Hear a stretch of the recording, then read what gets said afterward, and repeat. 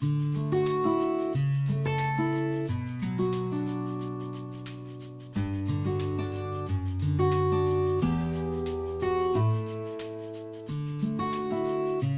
and gentlemen, boys and girls, it's Diego with the beautiful Karina, my beautiful soon-to-be wife. And today is Friday, January the 12th, 2024. And on Sunday, January 14th, 2024, we're getting married, okay, on Navarre Beach. It's going to be a great occasion.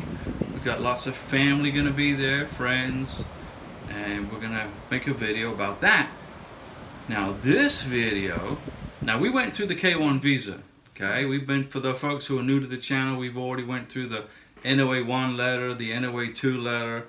We went to we got the NVC welcome letter, and then we paid the visa fee, did the DS 160, scheduled the visa interview in Bogota, Colombia, did the biometrics in Bogota, Colombia, went to the scary visa interview in Bogota, Colombia. Got a 221G administrative hold for a Interpol police certificate that took about 4 weeks to get.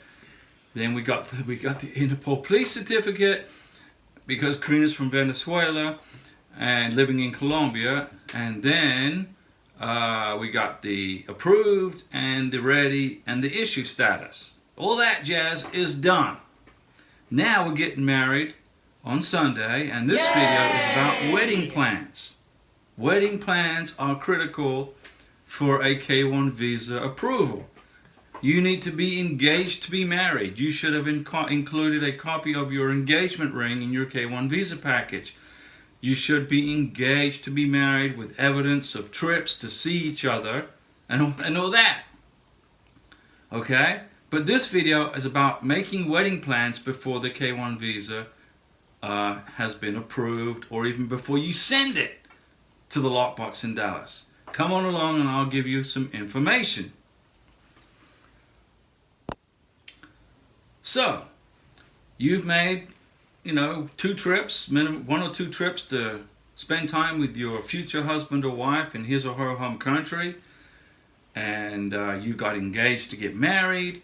You got an engagement ring on her finger or his finger, promise ring. You got a copy of the receipt for your K1 visa package for your, for your K1 visa approval, and you don't know how to make wedding plans because you don't know when your K1 visa is going to be approved. You don't know if it's going to be approved. You don't know if it's going to be in 6 months, a year from now. You don't know. So you haven't made any wedding plans, which is, makes sense, right? But here's the deal.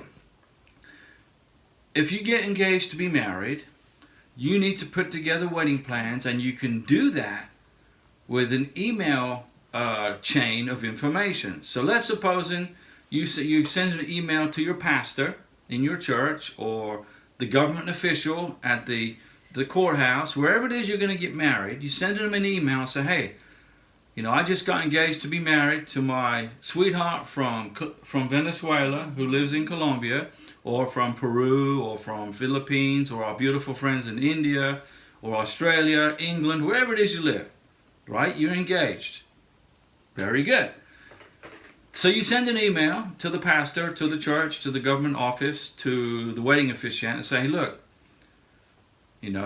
my name is, and my future wife or husband's name is, he or she is a resident of whichever country, and we are going to get married, but we have to wait for our K1 visa to get approved.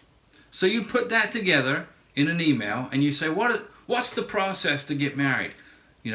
What kind of time frame do you need? What information do you need? So you start with that email, you send it, and then the person will respond back to you with the information, and then you print those emails. Those are wedding plans. That's the beginning. So you sent your first email, okay, to the pastor, to the government official, whatever. And they send you back a reply and say, yeah, we'd love to marry you. And these are the plans. This is how you do it. These are the requirements. You need to get a marriage certificate. You got to get a marriage license first. You pay for the marriage license. You wait 3 days or whatever it is you need to wait for your state. We live in Florida. So we bought the, you basically ask the government official or the pastor, what's the process for getting married?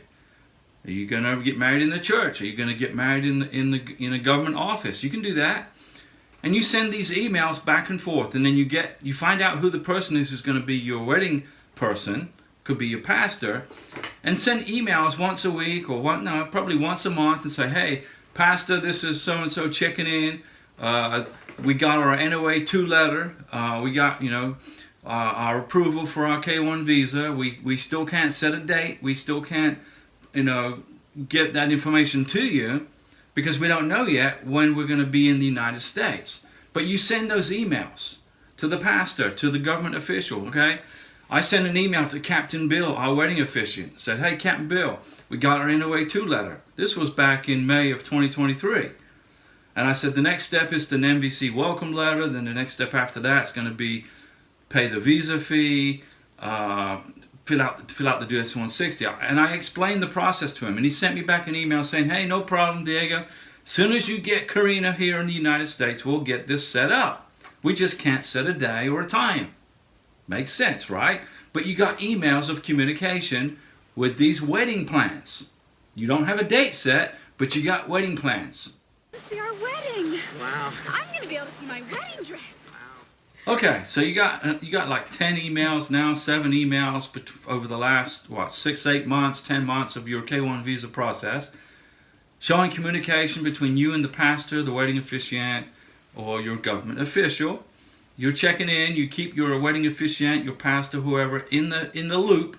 What's going on with your K1 visa? Okay, we got the MVC welcome letter. You send an email to your wedding officiant. Hey, I just got the MVC welcome letter. Next step is wait for it to get shipped to for the National Visa Center to mail our K1 visa to Bogota, Colombia, and then we can get to the next step. You send these emails out over the course of your K1 visa process. You still haven't set a date, right? But you got wedding plans and you got evidence of these wedding plans. And you get all these emails and you print them and you give them to your beneficiary to take to the visa interview at the embassy. So what happens is this. You go to the visa interview at the embassy. You got these stack of emails with your wedding plans, all these email communications. And the immigration officer, the consular officer says, okay, do you have any wedding plans in place? Boom. There's the emails. You got it? You can include emails, you can include WhatsApp chats, you can include Yahoo Messenger chats. You just got to prove communication with somebody in an official capacity that can marry you. And you print those emails. You can email the restaurant you want to have your reception at. Hey, we want to have a reception at, let's say, I don't know, Andy D's on Navarre Beach. It's a nice restaurant. Or let's suppose we're going to have our reception at La Hacienda Mexican Restaurant in Pace. I can send emails to La Hacienda. You can send emails to the restaurant in your town and say, hey, can we have a little wedding reception at your restaurant? And they will reply back, sure, how many people? Well, we don't know yet. We're still planning because we're in the K1 visa process. Print those emails. Get them to your beneficiary. So that's it, ladies and gentlemen. Use your imagination. Put some wedding plans together before you start your K1 visa process. Before you mail your K1 visa package to the lockbox in Dallas, in Louisville, Texas, it's Dallas. You've been dating for a year, right? Before you send in your K1 visa package, you dated each other for a year. You've known each other a long time. You got a lot of trips. You got 2 trips to see each other. 1 trip, 2 trips. You've seen each other. You spent time together.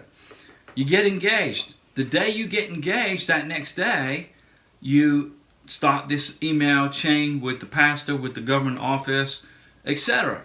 And you print these emails. And then then it's going to take, 10, 11, 12 months to get your K1 visa approved and adjudicated in 2024. We're in 2024. It's going to take about a year.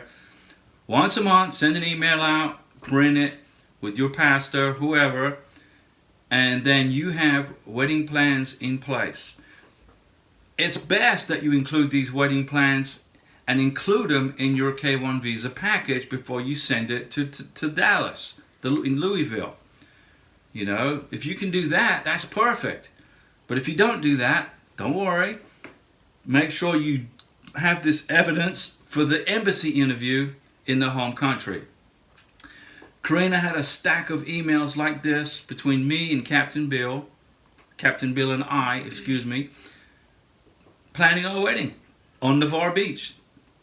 I didn't set a date, but now we do. Our wedding date is January 14th, 2024 at midday on Navarre Beach. It's going to be a beautiful sunny day. We're going to make a video about it. And all this legwork and all this hard work I put in starting 3 years ago comes to fruition on Sunday when we get married and we start our lives together. Thank goodness, finally we got it done. Okay? If you listen to me, if you listen to my advice, if you trust what I tell you, I'm going to save you an administrative hold at the embassy interview, possibly. I'm going to save you a lot of headaches, and I'm going to get you through this visa process.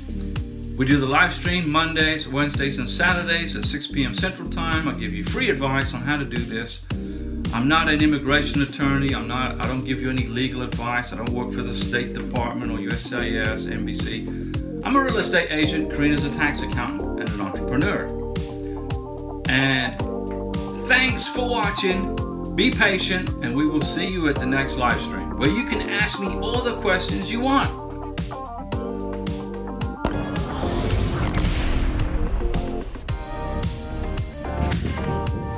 I'll be back.